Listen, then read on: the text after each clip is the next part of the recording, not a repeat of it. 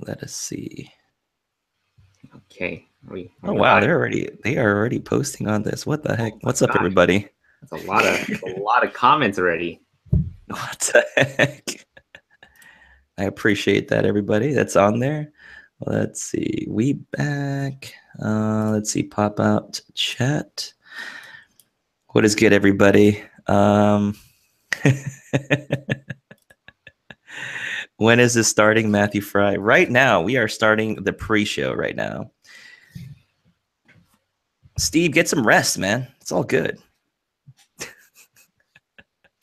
Dang, Chris Barr was 40 minutes early. Damn it, Chris Barr. What's going on, dude?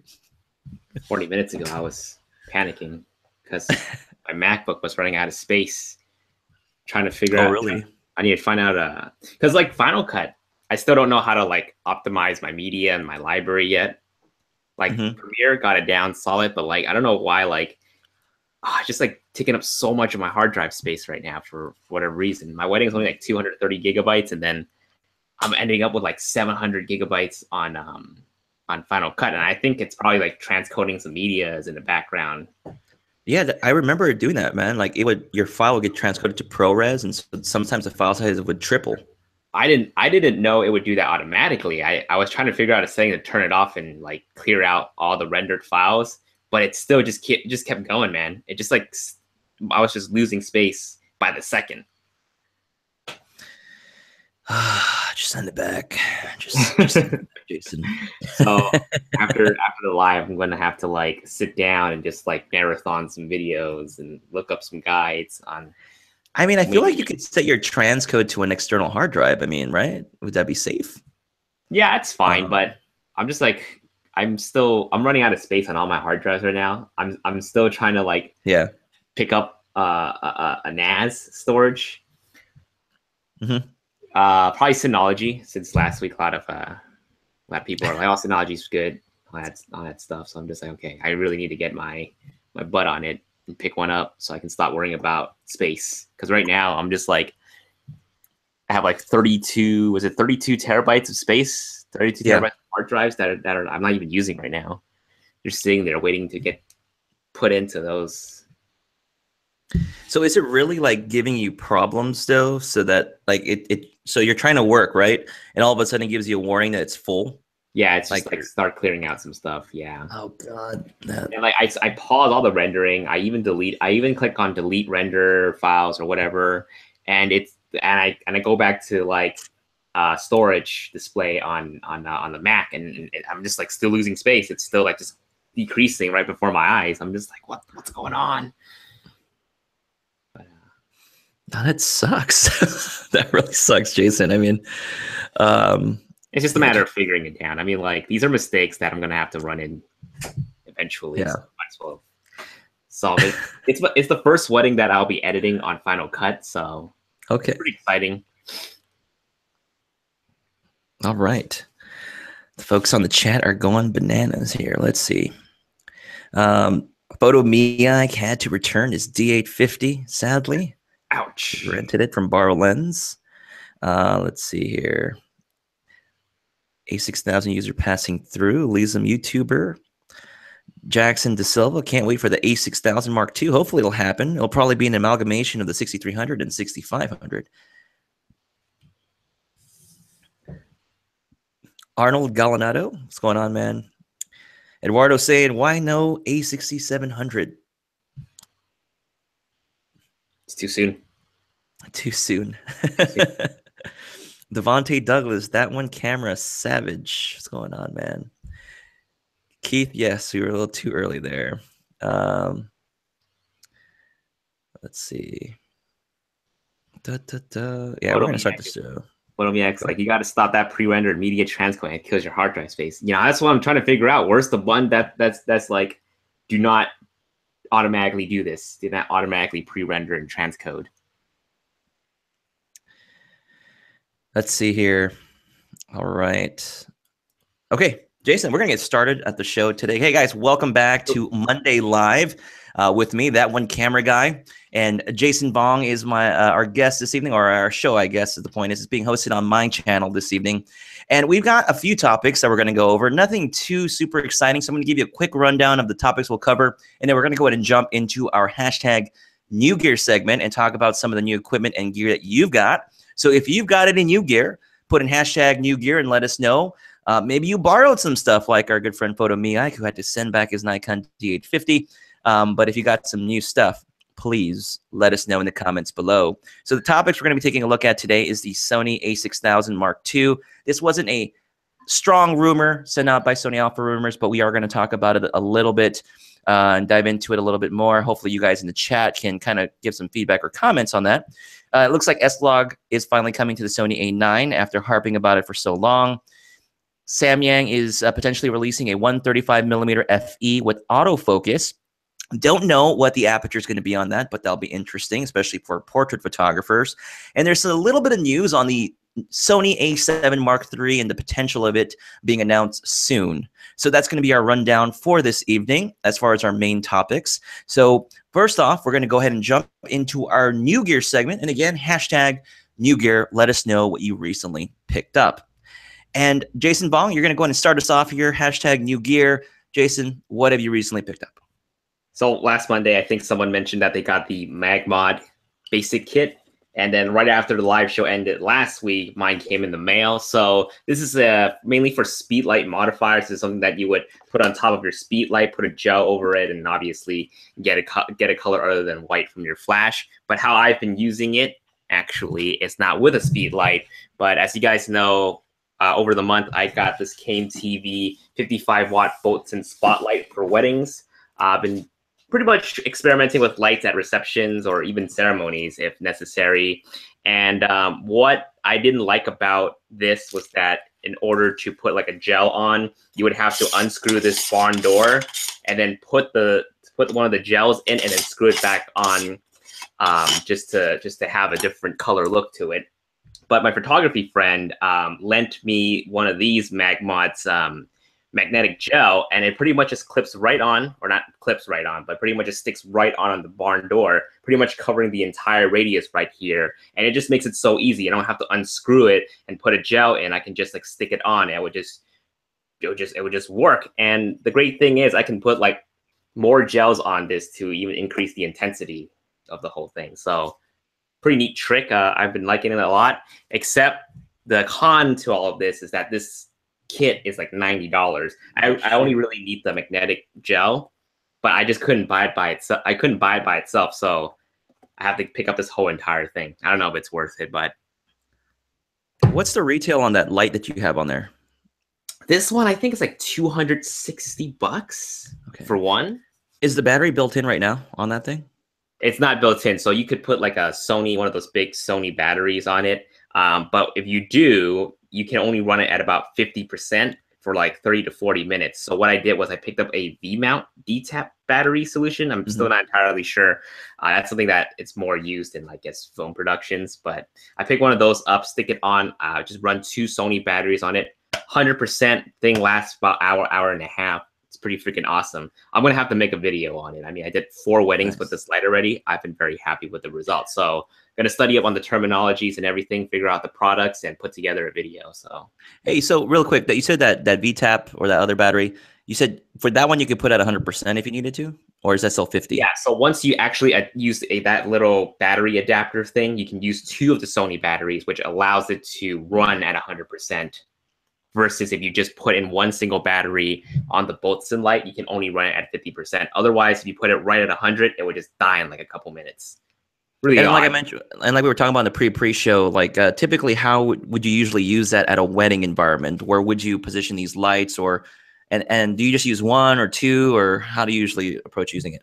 So my partner has a Dito. We've been using that one, but we couldn't figure out a battery solution for that one. So we pretty much use this on a battery because it just makes it mobile.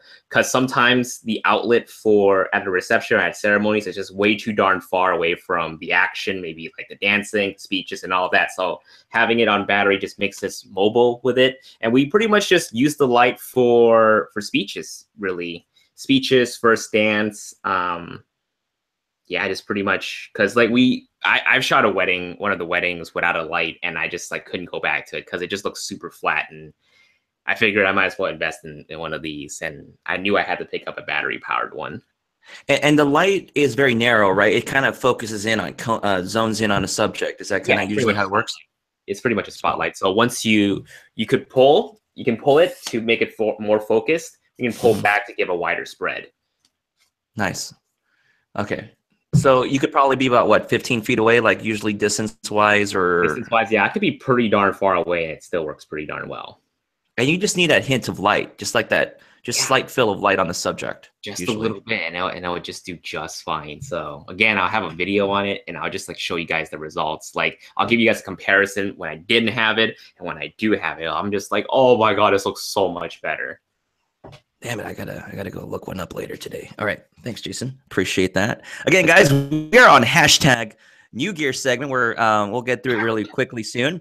So again, if you got any new gear in the past week or two, whatever, maybe you weren't with us last week, let us know. What did you get brand new or recently or used, whatever. It's all good. So as far as new gear on my end, I have been avoiding getting any new gear technically.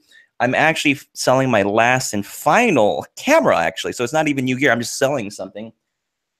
And it is the 5D Mark IV. So it's technically sold on eBay. I'm waiting for payment, but I'm going to say open auction right now. Taking 1,000. What did I hear? 1,000, 3,000, 3,000 over there. 4, so I'm definitely going to miss the Canon 5D Mark IV. Very hard to say goodbye to this camera and any remnants of Canon for that matter. So I'm looking to see what I should get with the money that I just recently pulled in with the few Canon bodies I sold. So yeah, I'm just trying to figure out, should I get a 24-70 or a 16-35 G Master? But I'm leaning towards more on the 24-70 as more of a versatile lens to go with, because I have a 70-200 G Master already. So, and with that said, again, I'm not really trying to plug Sony Pro support, but if you're not on Pro support and you'd love to be able to try some gear, I also recently requested another Sony A9 and a 24-70. I'll be shooting a wedding this Saturday, both photo and video, doing both, which is insane. So I went ahead and asked and requested for an A9 and a 24-70, and so I'll be getting that pretty soon. So thank you to Pro Support as usual. So Jason, that's on my end. Let's go ahead and check the comments and find out what people have recently picked up. For sure. So Sid says, new gear, Sony 18-105 f4 for my trip to the Philippines. Very nice. Regino-esque says, new gear, A9. I am telling you, man, everyone but Jason Bong is getting an A9. Everyone, their grandpas, grandmas, ancient ancestors have an A9, and I still haven't gotten my hands on it. Absolutely. Mario Crespi, new gear, shoulder pod S2, great for using your phone as a camera, also as a desk base. Cool. Shoulder pod. Ah, okay. Might have to look into this up. Photomy Access 80 Mag Mod. And Knight the Poet says, new gear, Zhiyun Crane V2 for my A6000. Let's see. Pete Tran says, I just bought a slightly used Sigma 50mm f1 point art for my Alpha 6300 plus Metabone speed booster. Pete, how is that working out for you? And how are you using it? Are you using it for portraits, still photography, things that are moving? I would guess more along the lines of things that aren't moving too quickly. But yeah, I'm just curious to see autofocusing speed with. Chris Marr, new gear. I picked up 10. What? 128GB Lexar SD card from Target for less than half the price. Lexar's not making SD anymore. Target is clearing them out on the cheap. You know what? Funny thing about the 128 Lexar card, mine, I don't know if I can get mine really quick, but mine's like busted, man. Just this thing's just been falling apart on me. Did it split in half? No, it didn't. But like, okay, so I don't know if you can see this with my crappy webcam, but there used to be like two little plastic things that kind of like secures the bottom end of this gold chip thingy-mabobber, and those just completely like came off, and I had to rip them off, and I was so scared it wouldn't work anymore because I still had footage in here. So luckily I just like tore off those plastic things that were sticking out, put it into my computer, offload the footage, and I don't think I'm ever going to use this again. This card has given me so much trouble. This Lexar card right here. Oh God. For some reason, like after a while, after you shoot like a bunch of photos on it, my A7R2 would just write so slow, like incredibly slow. Like it was a huge and noticeable difference if you try to shoot photos on this card. It just wouldn't write as fast as my other cards. So this Lexar card has been giving me a very, very bad impression overall, and probably never getting a Lexar card again. I've just had good times with mine, but that's good. I mean, like this thing worked, and then it just like crapped out on me. I don't know what happened. Oh, Jason's scaring me. Damn it. But I use SanDisk Extreme Pros 128 gigabyte ones, but not the UHS-2. They don't even make UHS-2. I don't think they do. I could be wrong. But yeah. Oh boy. All right. Back to the comments. Let's see what's going on here. David Osler got the Pro Photo A1. Yeah. David Osler. Baller. That's like 1,000 US, isn't it? Last time I checked. I wonder, are you using it with your Sony stuff, or is there a way for you to use it? Or because I know there was a post about it being compatible with Sony cameras in 2018 or something like that. I could be wrong. All right. ESM YouTuber. Don't know if I'm pronouncing that right. New Gear A9. Daison's here. I purchased a Kupo C-stand with a boom arm. It should arrive tomorrow. And nice. Arnold Galanado says, new gear, Sony A9. Woo! What? Battery. It's pricey, but I think it's worth it. It's just going to be weird when one day they have like third-party batteries for it. I don't know. You mean there still isn't any? Like nothing's popped up yet? No. Nothing from Wasabi? Not, nothing from Wasabi. What else? What other brands are there? I think you would still probably need like 1 or 2 more bodies that use that battery, I think, before you start seeing third-party options. Interesting. Let's see here. Jelly Managio says, Danny, if you don't change your lights, I will unsubscribe to you and subscribe to Jason. Go for it, man. That's fine. Come on in.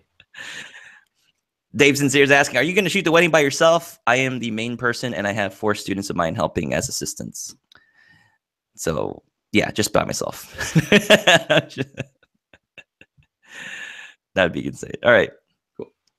John Lou Imperio says, still playing with the Rockinon AF50 1.4 on my 6300, which I'm taking to a shoot in the mountains and lake this weekend. New gear. Good stuff. Chris Barr, you was formatting every time right in the camera. I had the card corrupted just using PC. So were you formatting in camera, Jason, or in the computer?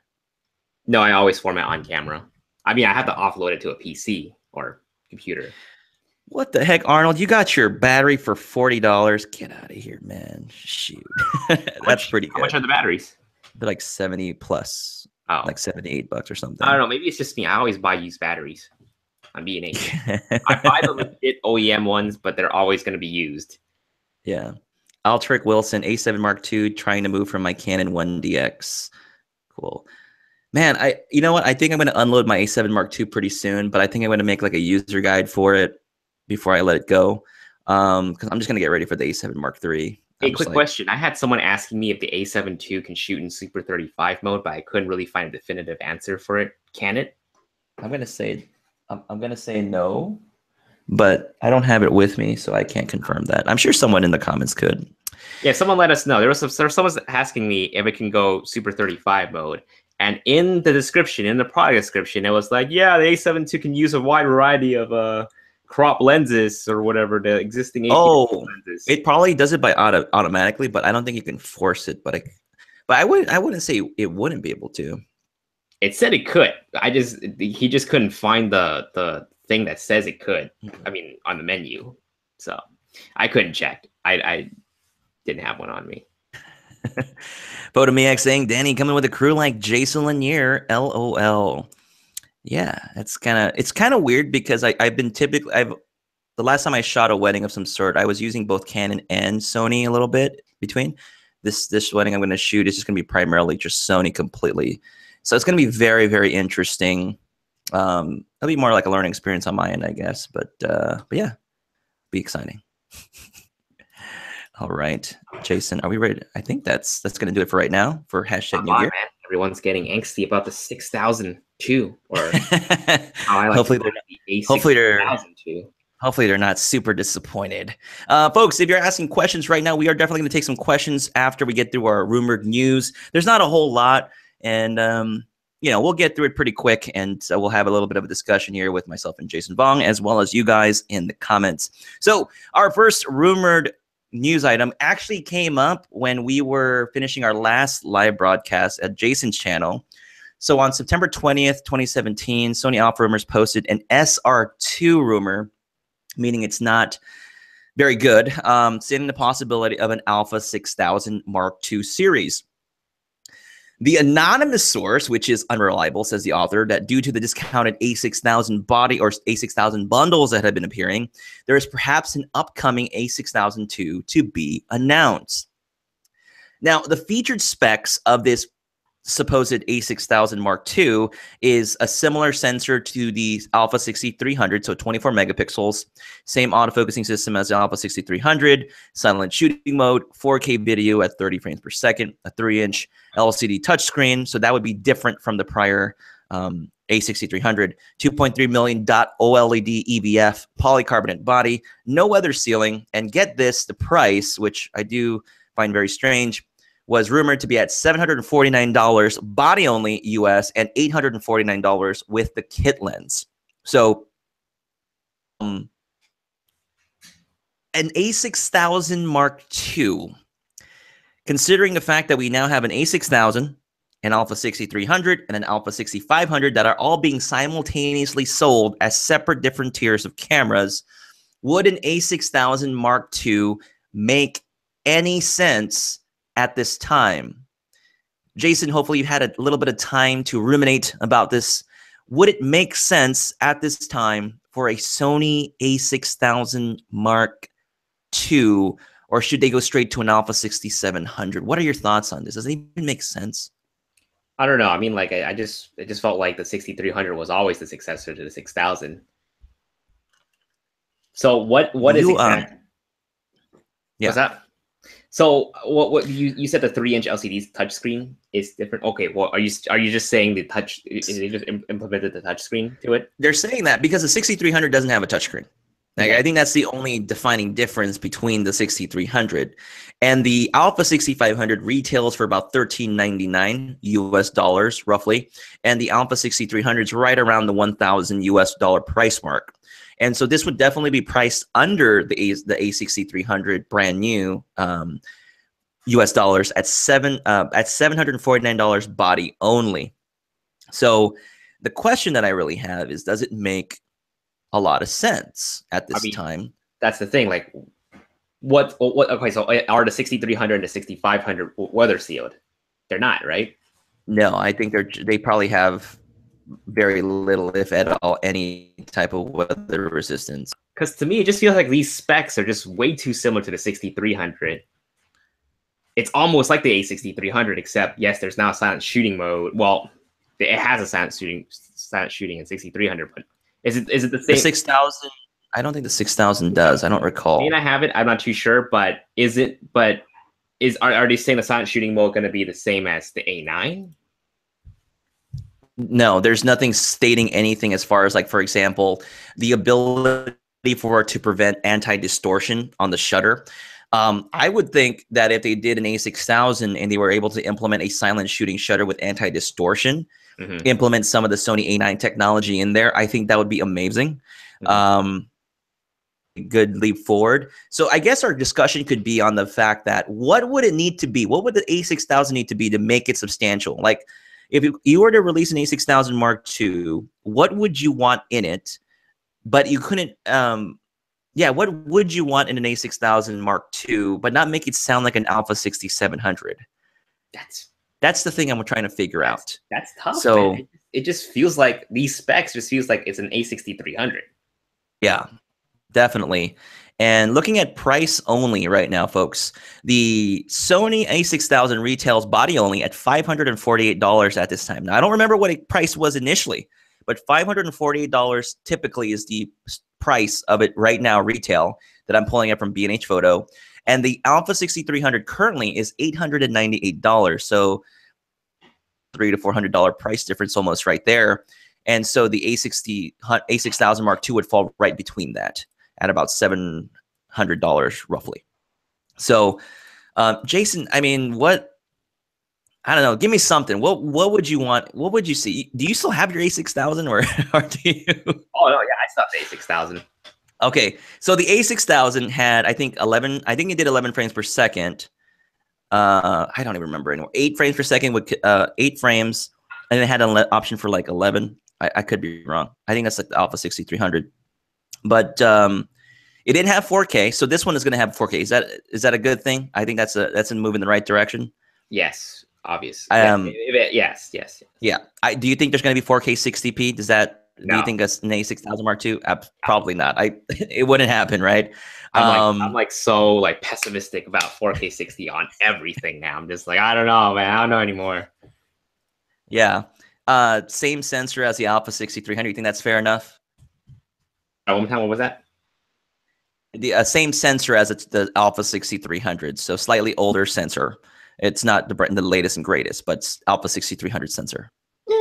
Yeah. I mean, honestly, all I'm looking at right now is the only thing that stands out is price. If this thing is kind of like a slightly crippled or slightly, kind of numbed down Alpha 6300, I guess the price point could make sense, but you got to entice me to want to even upgrade to this instead of going straight to the Alpha 6300. If I was Sony, then it just doesn't make sense to me because it's you're fine with the original 6000. If this thing is going to come out, it makes absolutely no sense then. But it's the same as it was before. Maybe, yes, there's 4K now, but I just feel like logically you would just move on to the 6300 instead of, trying to still stay one model below it. Yeah, I honestly think that's the only thing. And I think someone was the only thing. If they put a flip screen on the 6000, then yeah, my money's on it. Okay. All right. So Jason, I think that's it.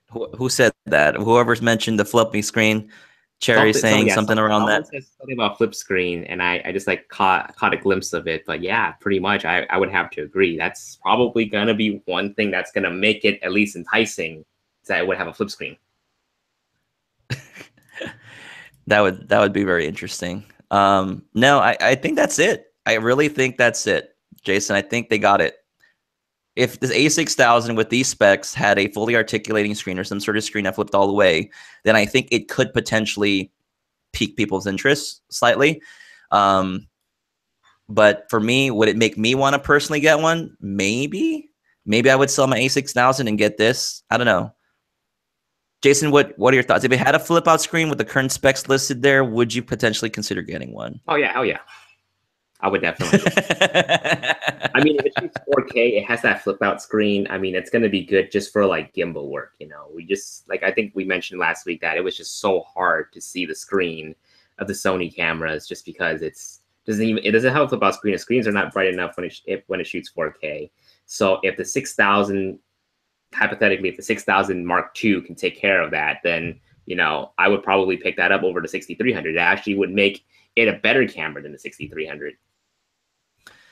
That is true. That would give the people the reason to want to consider the A6000 Mark II over an Alpha 6300 or even Alpha 6500. But price-wise, the Alpha 6500 would be just on another league of itself at this point, I would say. Oh, and someone says if the Mark II has a mic input. The Mark I definitely did not, but that's a definite must. That is a definite must, I would say. All right, let's go ahead and jump into the comments really quick and see what folks are thinking about the A6000. Dave Sincere says there's no need for another A6000.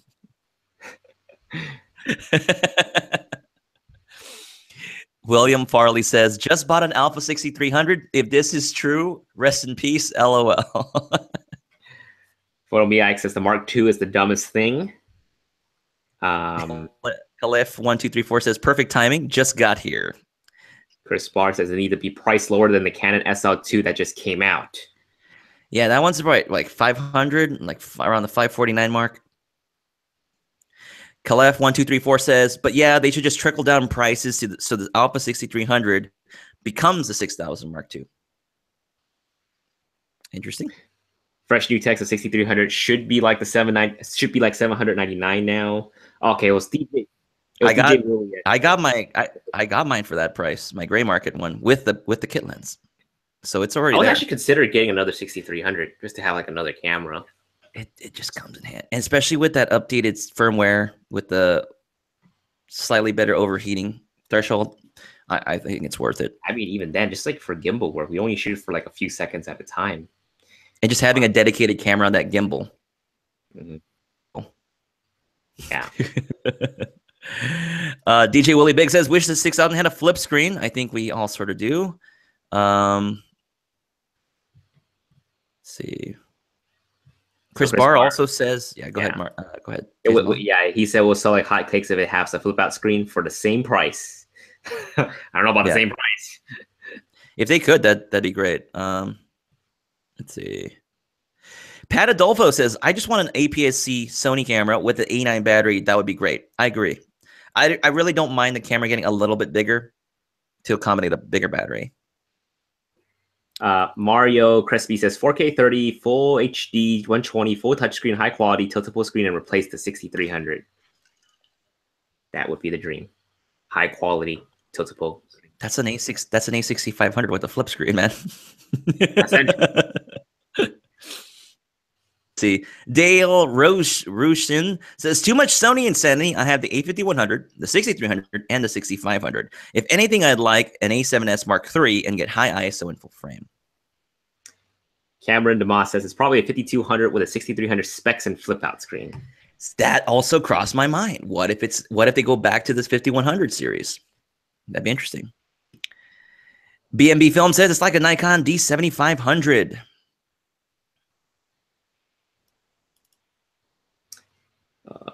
Everyone pretty much says Mike input. Mike William Farley says content creator dream.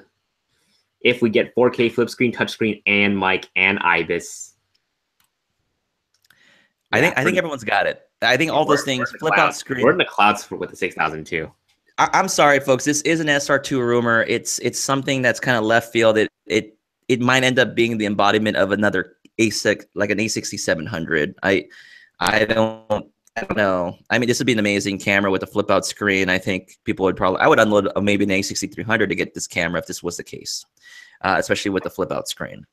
It's just too confusing in my opinion. I think they're doing fine with the 6000, and the 6000 would just continue to sell even during this holiday. So, but what if they just release an A6700 instead of maybe the camera that they were saying that rumored it's going to be the 6700? That'd just drive people insane. Just one year and there's another camera. It's not even 1 year, I don't think, or maybe the 6500 is December, so came out around December. So, and I remember it clearly too. I was just like, I didn't get mine right on launch day, so I was pretty mad. But I was able to get it right before I went to Japan, so that was good. All right, anyway. Eric Martin also says, I won't buy anything until Sony comes out with 4K 60p and 10-bit. And JK says, just bought an Alpha 6300, which will be future-proof. I think, I remember mentioning that I was nearly at the verge of selling my 6300s for Alpha 6500s because I was sick and tired of dealing with the overheating issue.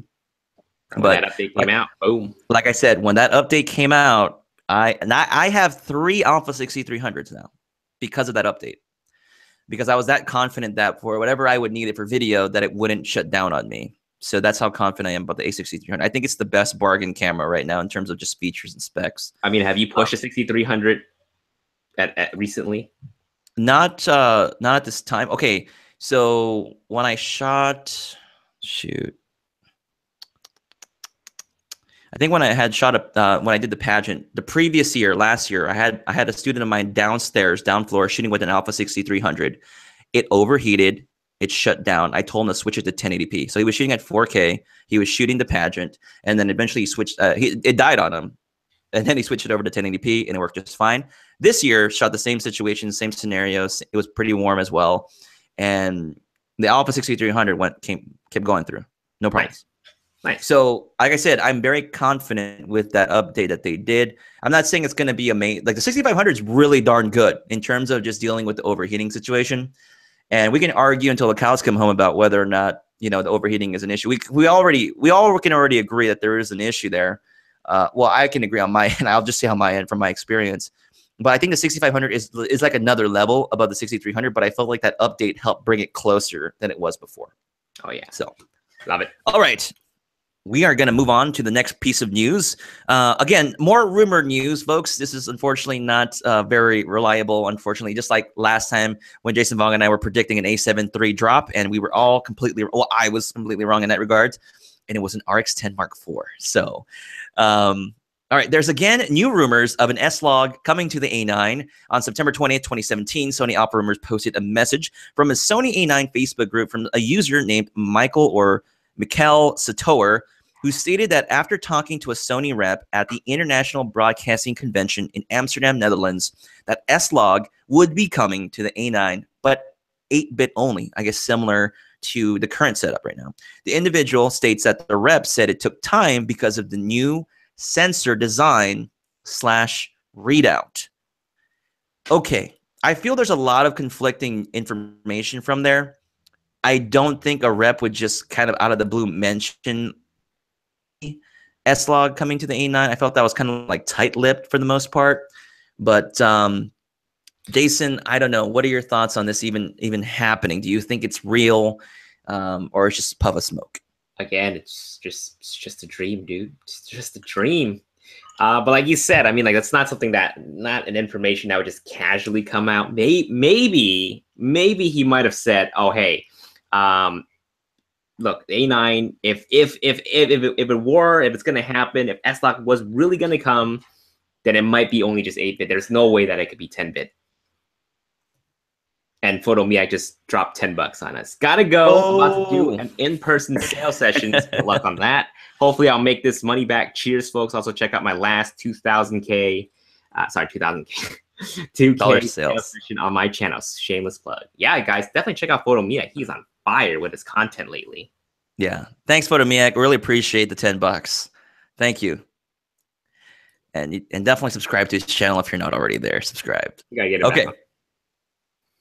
Yeah, I don't think this S-Log is real, but I think the information is very conflicting because they were very adamant. Even the Sony, like the head Sony person, was very adamant when they were being interviewed and asked that they designed the camera not to incorporate S-Log because they wanted to focus on photography.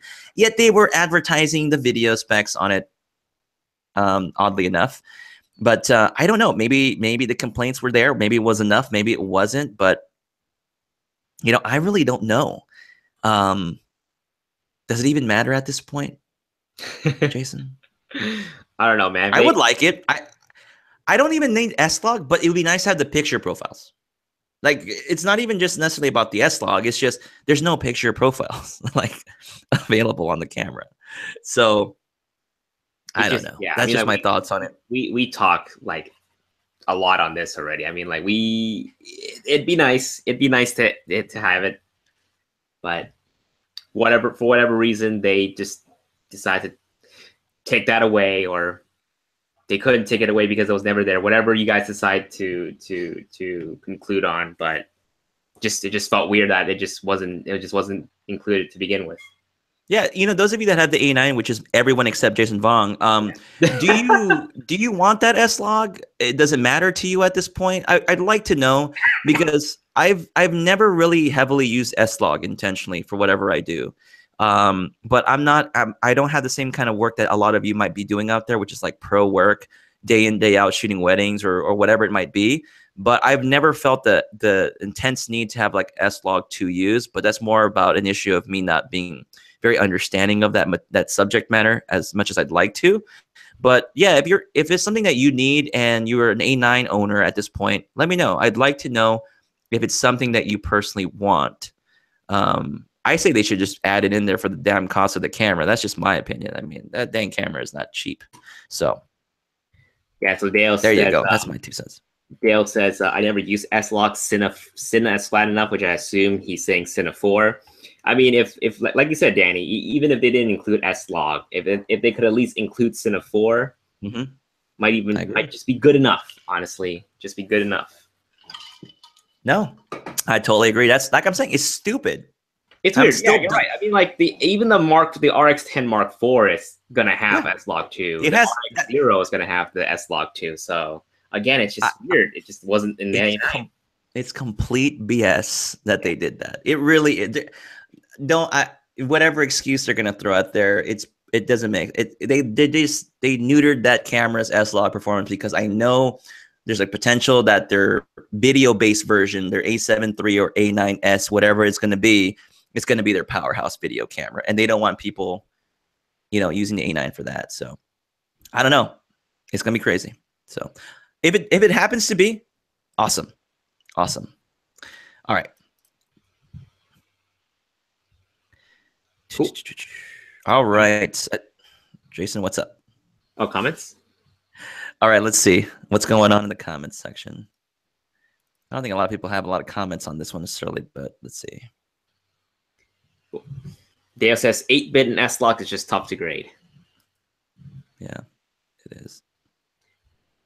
Again, I mean, like, it's just something that you wouldn't, even if you were to shoot S-Log in camera, just you wouldn't push it. You probably wouldn't push it too much. If you wanted to, you would have to use a monitor anyways, an external monitor like the Animals.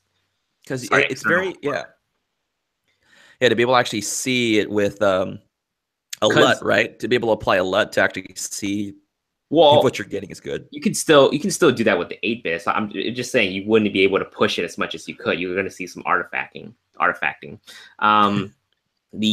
was I going to say? Even the GH5 couldn't do 10-bit in camera, right? It had to be with an external recorder, right?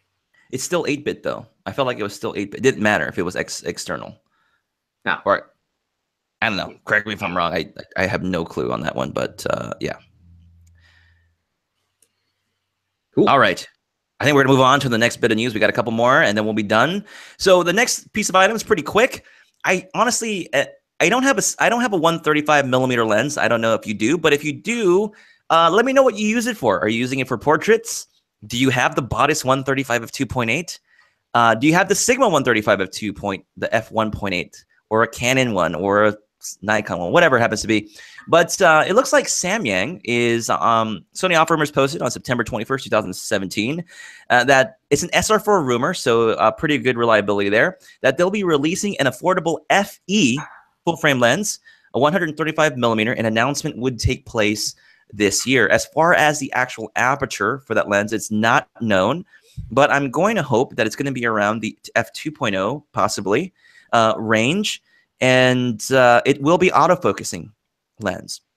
So Jason, have you had a chance to work with a 135 millimeter lens at this point? If no, what are your thoughts on this lens or any 135 millimeter lens? I mean, I've always been curious about the Bodice 135, and if you asked me a couple months ago if I sold my 85 G Master a couple months ago, I would have picked one up. It was going to be like my 70-200 replacement, but right now I'm just like thinking I probably don't need it. I don't want to fork over $2,000 on a lens. I mean, like I wouldn't even fork over any money, not even for the Sigma one, because it's too heavy. The only reason why the Bodice 135 was so enticing was because it's a much lighter lens and just something that's like a lot smaller and easy to take around.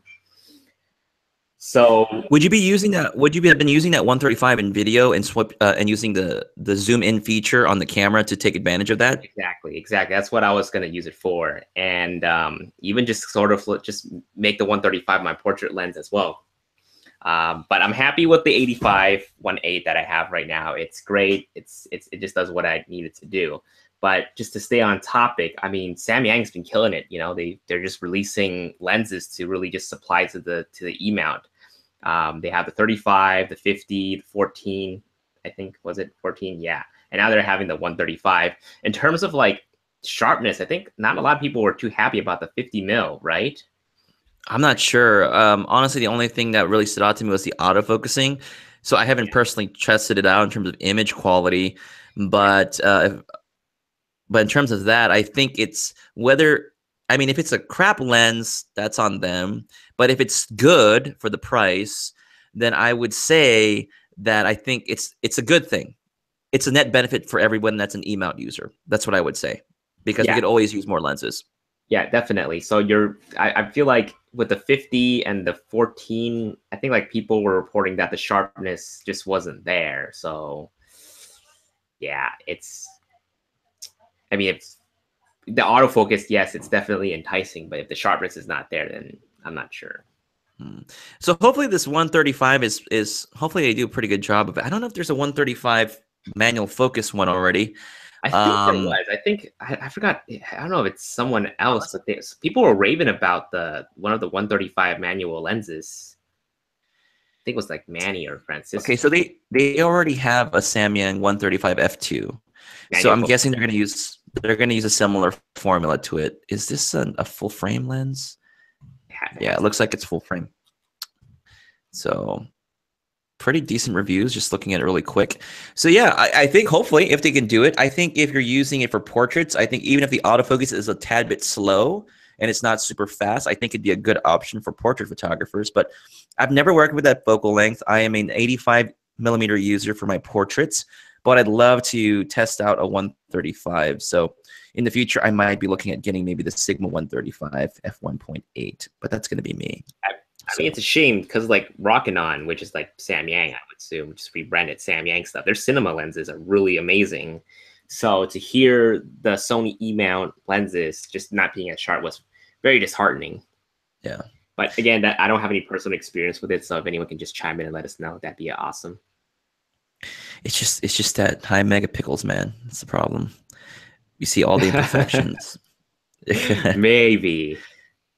All right, so Phase V Film says, I've been using a Minolta MC 135mm f2.8. The minimum focusing distance is terrible, but I like the glass and focal length for portraits. Chris Barr, I use a Pentax 135 f2.5 vintage manual for portraits and some car porn.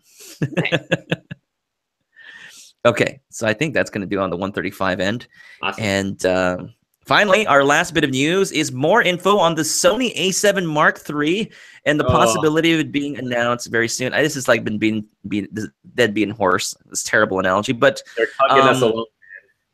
Yeah, people are still probably so done with this after the RX10 Mark IV.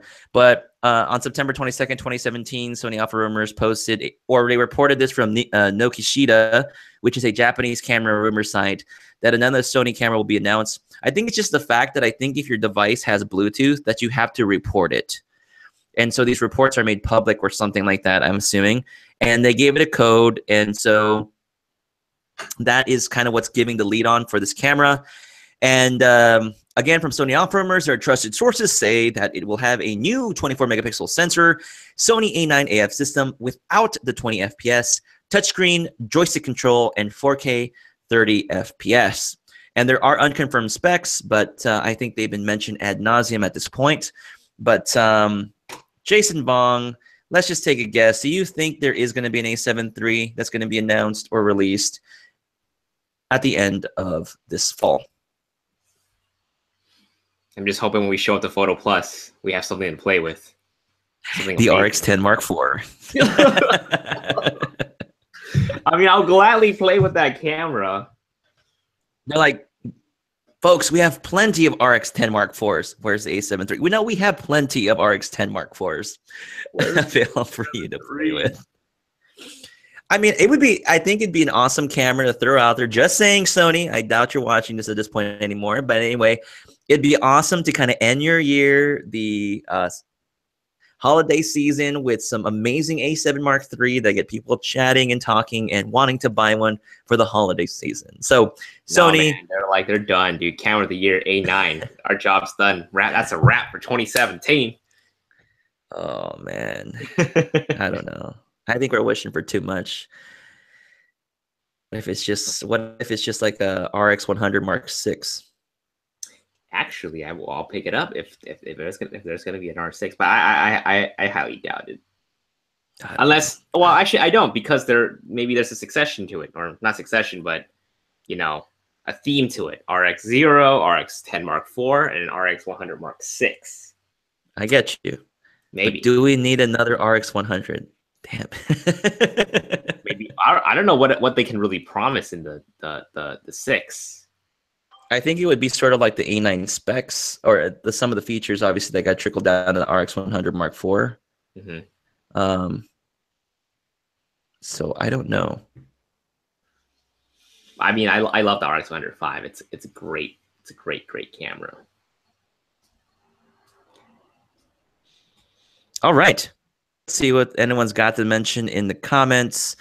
Eric Rossi is in the house saying there's going to be a Sony Alpha 6700 before the A7 Mark III. That's what he's going for. That's going to be terrible. Mario Crespi is asking, what rank would you give Photo Plus as trade shows goes? Is it worth going? I don't know. I really don't know. I don't know. I don't know. Eric Rossi, what do you think? He says it's gotten smaller. It's gotten smaller. Oh, great. I only started attending like the camera trade shows like really just this year, so I'm just pretty much there just to like network with people and hopefully meet some fans. Yeah. Jeff Rendered says Sony has enough camera bodies. How about some more lenses? That is true. We need some APS-C lenses. Come on, man. That is honestly the last bit is really the APS-C lenses. I don't think they necessarily need another APS-C body at this time. They could wait. Chris Barr says it's going to be an aim-out camera. Imagine. It could be. Let's see. Folks, I think we're winding it down. We're going to take some Q&A questions as we close it out this evening in the next 5 minutes or so. So if you do have any questions for myself or Jason Vong, please go ahead and leave them down below with a question mark or hashtag QA, and we'll try to hammer them out in the last 5 minutes or so before we close out the show. So let's go ahead and take a look at this. So Pineapple Poppy says, what is the best flash for the A6000? Honestly, I would say just look into the Godox system. I mean, that's what all the hip Sony Godox. Yeah, Godox has the full size. They have a smaller size, and then Makey makes like a smaller size, like a 320 series or something, like 320, like the numbers. So yeah, look at the Makey and then look at Godox. Godox makes some compatible flashes with it. Eric just added on top of it. Use some Yongnuo as well to make some amazing universal flashes. I use Yongnuo too, so I can attest to it. I do too. Let's see. John Timber says, that one camera guy, any macro lens that you can recommend for the Alpha 6500, or would it be better just to buy an extension tube? I have 4 prime lenses. Thanks, John Timber. You know, I don't even own any official dedicated macro lenses. I do have some extension tubes that I'll use, but I'm not really a macro shooter. But I've looked at the 90mm macro lens, but I think there's an APS-C one. Jason Vong, do you have that one, the 30mm? Yes, I have a 30mm. We love it a lot. It's honestly a gem. It's something so cheap, but it just works great paired up with the 6500. Some people did say that you would have to move the lens a lot closer to your object, and if you use a flash, it's going to cast a shadow on the subject. But the times that I've used it, I never really had to use a flash or any shadows or anything. I never had that issue. So, okay, cool. I definitely wanted to add it to my arsenal. Eric Rossi asks, are you impressed with what has come out this year? Any brand, hashtag QA. I mean, it's terrible to say this because everyone's saying this, but I was blown away by the A9. I was just like, I mean, I didn't get my hands on the D850 this year, so I can't really speak on that. But A9 wise, other than the overheating fiasco, I'm blown away by that camera. It's honestly, it's like stealing candy from a baby. That's how incredible that camera is. We'll kind of get Photo Miak on the show and ask him what's his impression on the D850. I think we should. Jason, you find the next question. All right. JC Aguilera says A6500 or A7 II 6500. Yep, I agree. And I would say that because of the autofocus. That's why I would say the A6500. Reginald asks, have you used the clear image zoom on the A9, Danny? I haven't used it, to say the least. Like, I haven't really like seriously used it. But it has it, right? It has it, but I just haven't used it. Okay. I mean, it's probably gonna work the same way as the other cameras. Yeah. Arnold asks, Arnold zoom for gator hunting 7300 is not long enough. 100 to 400 makes my wallet cry. Is the 100 to 400 or 150 600 with the MC11 be worth a shot, Danny? Okay, look, so the 120 to 300 sport lens, I've been very happy with. I've been shooting Friday Night Football, high school football, with the Sigma 120 300 with the A9. I'm so happy that even if Sony released a native 300 f2.8 lens, I wouldn't even have to bother purchasing it. I would probably just rent it to try it out at this point. I'm actually fairly happy because it's performing as good, if not slightly better, than my Canon did with it natively. That's how impressed I am. So as far as the 150 to 600, there's two models. I don't know if we're talking about the Sigma model, right, or the Tamron, but I would say the Sigma Sports Series would probably be the better way to go. I haven't personally used it. I've been looking and meaning to test it out. Maybe I might test it out come spring season with baseball and such, but or yeah, along those lines. But I can't speak on it with that regards. But with the Sigma 120-300 Sports Series lens, I've been extremely happy. That's what the A9 do. I don't know if you have the A9. I think you do, right, Arnold? Okay, moving on. Jason, you're next. Jason Sear asks, what would you guys say is the best portrait lens? I'm thinking about getting the Sony 85 1.8. Yeah, get the 1.8. I love it a lot. It's honestly great in price, image quality. Just is worth a lot more than that price you're paying for. So, highly recommend. But you're asking for the best. Obviously, it's going to be the G Master or even the Sigma 135. You want to adapt. Yep, I totally agree with that. If you have the money, if you know this is your bread and butter, you do get the 1.4 85 G Master. But honestly, no one can tell the difference. Like the regular person, like a normal person looking at your stuff is not going to be able to tell, I would say, based on what the stuff that Jason was posting at one time. So, yeah, save the money on the 1.8. Patadolfo, #QA. If there were to be more APS-C lenses, what would you personally want? I personally want a teleprime for portrait with a wider aperture than f2.8. Patadolfo, have you thought about the Sigma 50 50 to 100 f1.8? Just thinking. I know it's a heavy lens. It's a heavy lens, but I think it works okay, especially if you're going to do portraits with it. I guess for me, it's any zoom that's 2.8 would be something that's nice to have for an APS-C. Let's see here. EASM YouTuber, what is the best Canon lens adapter for 6000 currently using Gotrox? Does not work at all. Look into the Metabones or the actually A6000. No, that's tough, man. I think the A6000 for whatever reason has weird compatibility issues. Yeah, I haven't been really happy with the Sigma MC11 adapter with the A6000. I don't remember. It works okay, but don't use it for anything like fast moving. I think the Metabones would give you the best compatibility, I think. But even then, I don't know. Does the 6000, is it phase detect or contrast detect? I don't know. It's weird. It doesn't, like the 6300, but the 6000 is just a different animal. I don't know. I think I made a video talking about some of this stuff. I don't remember. It's been so long. Yeah, you're better off going with 6300 if you want to adapt any Canon lenses. I think it'll still work, but it's just not going to work well. Like the MC11 will work okay with some lenses.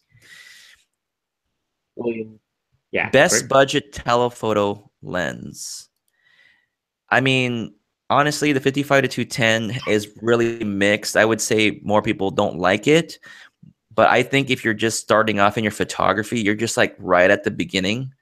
I think it's a perfect lens to have just to get started. Later on, you will want to crave a 70 to 200 f4. That would be my next lens I would look at in terms of pricing. I don't know, Jason, what would you want to say? Yeah, honestly, I would have recommended the 70 to 200 f4. Amazingly sharp. Yeah. But if you only have like $200, yeah, if you only have $200, and I just know what else can I mention right now? I don't native glass. That's all that's there. Yeah, we're getting Jad McDad asks, sorry is my question about photography. What software do you use for encoding your live YouTube streaming? I am new to this. For this type of streaming that we're doing, I use a capture card from AV.io. and then I run my A6300, which I'm using, to my computer, and it goes straight to Google Hangouts. Normally, I would, in other times, I would use OBS Studio, and that's a free software that's really great for live streams. Toro Visual asks, best budget-friendly e-zoom lens. I think we answered that already. Eric Rossi says the A9 was definitely a hot topic. Damn it. Yes, it was. William answered Toro's question. 18 to 105 is relatively cheap. Yeah, we're talking about like standard zoom range. 18 to 105. Arnold Galnado says, I'll try the 150 to 600. Yeah, definitely let me know. I am curious to see how well it performs on the A9. Like I said, the A9 just drives the lenses with the MC11 adapter really well. Much better than the Alpha 6500. Eric asks, what price point would you say the 5D Mark IV is a must buy? Under 2,500, I say, if you're going to buy it. Sell to him. 3,500. Danny's taking $3,500 right now for his 5D Mark IV signed. I don't know. I mean, I'll just say it here, but my 5D Mark IV sold for $3,500 used. I don't know why. I don't know why, but it sold for that. And it's making me think about getting another Sony A9 for yeah, but I'm not going to talk about that. Anyways, send me that second A9. Yeah, moving on. Yeah. Jason Sear, how do you guys feel about full frame lenses on APS-C cameras? Do you think it's a big deal if you take only stills? I don't think it's a big deal. I do it all the time. Yeah, it's just if you just care about the size, though. Chris Barr, Q8. Jason, why no more pantry videos? Miss seeing the food you eat. You had pantry videos? I think I did like a live stream with I did it in my kitchen, so you saw like all like the food and stuff behind you. All the Asian food. Maybe I'll do one this week. Absolutely playing around. So Dan, that's some dedication right there, man. Yeah. Chris Barr says the A6000 has no phase detection, right? Question mark, possibly? I don't know, man. I need to look this up. It uses both phase and contrast detection, so it does have phase detection. But I guess I mean when you put the adapter, does it lose one or the other? See, usually it loses the ability to do one or the other. I just know even though it does have phase detection, even in video mode, it just wasn't reliable or accurate as the 63 or 6500. So no bueno. Jake Frascatori says, A6000, what do I do for external audio? The on hot shoe microphones that I've tested weren't that good. And also the best solution I would say is to use external audio. Like there was one video I did where I used my phone as a secondary audio source. If you're just recording yourself in front of the camera, I would use secondary audio and just sync the audio separately for the A6000. Yeah, you're better off just that's one doing some sort of like external audio than trying to put on a hot shoe, multi-interface hot shoe Sony mic that they're trying to sell you. Those are just honestly, they're bad. Yep, they're not that very good. And I'm stuck with one now. Manish Raj, hashtag QA A6002. Is it really happening? Manish, the problem is it's an SR2 rumor from Sony Alpha Rumors, so it is not. It's very low on the chances of happening and whether or not it would exist. But yeah, you'll have to kind of funnel through the live stream, the replayed live stream to see kind of what we talked about. TLDR is not happening. Yeah. Done. It's over. Nice wrap up. Folks, I think that's going to do it for us tonight. It is going to be 8 p.m. here on our side, Pacific Standard Time. Again, thank you so much for joining us on our live stream. Again, we really appreciate every single one of you. Again, Jason Vong and I will be in Photo Plus around, October 25th, 26th, roughly, right? In New York? And end of October, we'll be in New York. So definitely stay tuned for more info. Follow us on Instagram, Facebook, YouTube, and we'll announce some sort of meetup. We'll definitely do the meetup when you maybe when you get here, Danny. Get there. Yeah, for sure, man. Definitely. I'd love to meet some folks. Seriously, who is that guy who was gonna buy us pizza in New York? Are you back? Mysterious pizza guy. Please. Someone that help pizza us. Guy. Are you sure it wasn't a Ninja Turtle? I don't know. I think I need to rewatch some of the older live streams. Put it on the background. Oh, there's too many. There's too many, Jason. There's way too many at this point, man. If someone can find us that contact, we'll give you something cool. A high five. You get it free. All right, folks. That's gonna. Whoa, what? Jason. I just made. Folks, once again, it's gonna do it for us again. Where can we find you, Jason Vong, on the internets? JASONVONG, Jason Vong. That's where you're going to find Jason Vong. And the next show will be on Jason Vong's channel unless we have to do an emergency show because the A7 Mark III was announced all of a sudden. But but until then, we will have our next live show on Jason Vong's YouTube channel. Make sure you subscribe. And don't forget to check out Photo Me Ike channel. And other than that, folks, again, love having you here every Monday. As usual, peace. Peace.